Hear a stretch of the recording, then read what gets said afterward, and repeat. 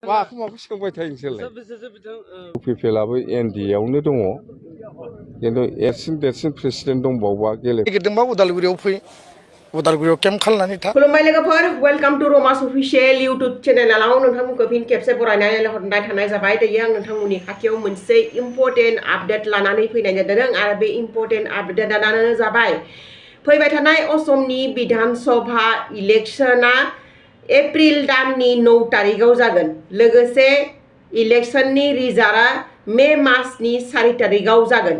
बिनि सिगाङावनो जायफोरा बिधान सभा इलेक्शननि थाखै नमिनेशन होदोंमोन बिथांमोना मार्च मासनि 23 तारिखनि सिगां बोखाना लानांगोन बा नमिनेशनखौ सहननो हागोन।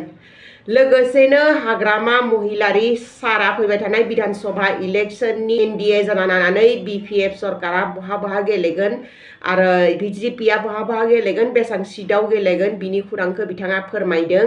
आरो लोगोसेनो दावराव डेक्रेट नार्जारि सारा दिपेन बर'नि सायाव जिथुनिखि मैया बुंदोंमोन बिथाङा जे दिपेन बर' सारा उदालगुरियाव गेलेनो नामायदों बेखौ जेरैबाबो फेजेनगोन होननानै बुंनाय खुरांखौ दिपेन बर' सारा फिननायखौ होफाफिनदों, फै केम्प लुना थाफै फेजेननो नागिरदोंबा होननानै। दा नोंथांमोना नैबे भिडिअ क्लिपखौ नायना लागालामानि नोंथांमोना क्लियारलि मिथिना मोनगोन।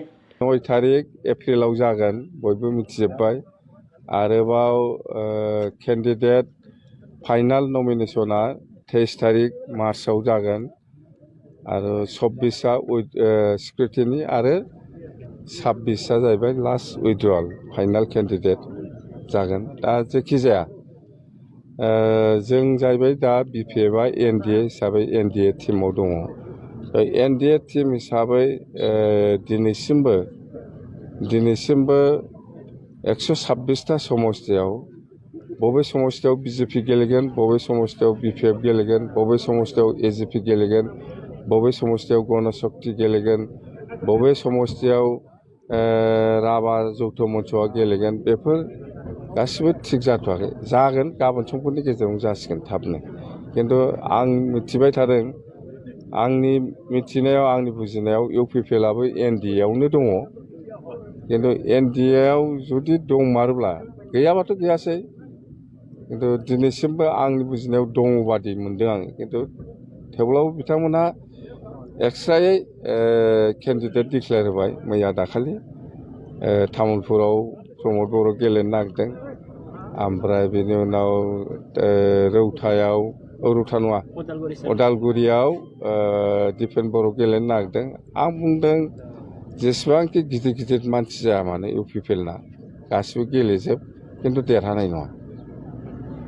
आरो बिसोरनिफ्राय देरसिन प्रेसिडेन्ट दंबावोबा गेलेफैथों, थेवबाबो देरहानाय नङा। बिसोर थगायबायना, बिराद गाज्रि थगायना फैदों रायजोफोरखौ। ओंखायनो बिसोरखौ रायजोफ्रा बिसास खालामा। सोर फाग्ला बिसास खालामगोन?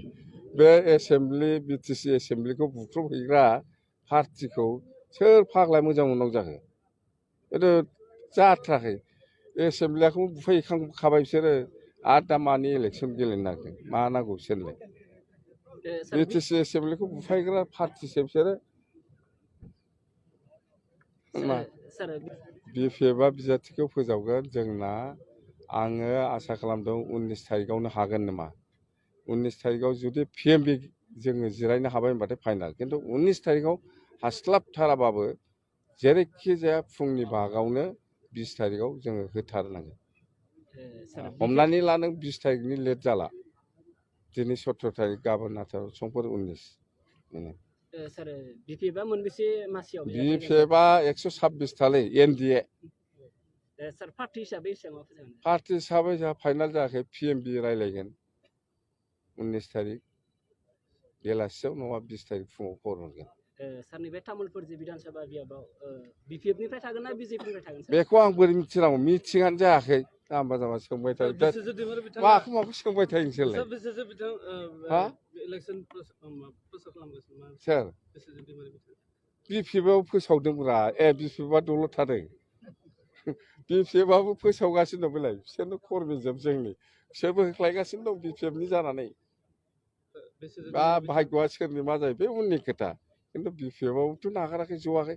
माने बिस्वजितल' सोंनाय जोंनि कर्मिफोरनाव एसे गिदिङाखै नामा सार इमानुएल मोसाहारि बिथाङा गावनि जोंनि पसन्द मथे नङाबा जों गनाया होननानै बुंदों एनडिए जुदि जायोबा जोंना पिएमबि दङ बे गनाया बे बिनि खोथा जोंहा बिपिएफ दलाव पिएमबि दङ पिएमबिआव मा डिसिसन लायो बेनो जागोन खेब नार्जारि बिथांजों आंहा कुनु पार्सनेल ग्रास टुर गैया बिथांखौ आङो गोदो गुबुन गुबुन प्रग्रामाव लोगो मोनदों बिथाङा मा सानस्रिनि मा आदर्शनि मानसि आङो दिनैबो बुजिनानै मोना मालाबा बुङो बर' जाति जातीयताबादनि खोथा मालाबा बुङो गुबुन हारिखौ दमन खालामनायनि बाथ्रा मालाबा बुङो हारि माहारिनि गेजेराव दाङाबाजिनि खोथा मालाबा माने गुबुन गुबुन खोथाफोरखौ लानानै बिथाङा बितर्कनि खोथा बुङो दा बेखायनो बिथाङा फेजेननो नागिरदोंबा उदालगुरियाव फै उदालगुरियाव केम्प खालामनानै था आरो बिथाङा हाबा मावबानो जाबाय रायजो राजाया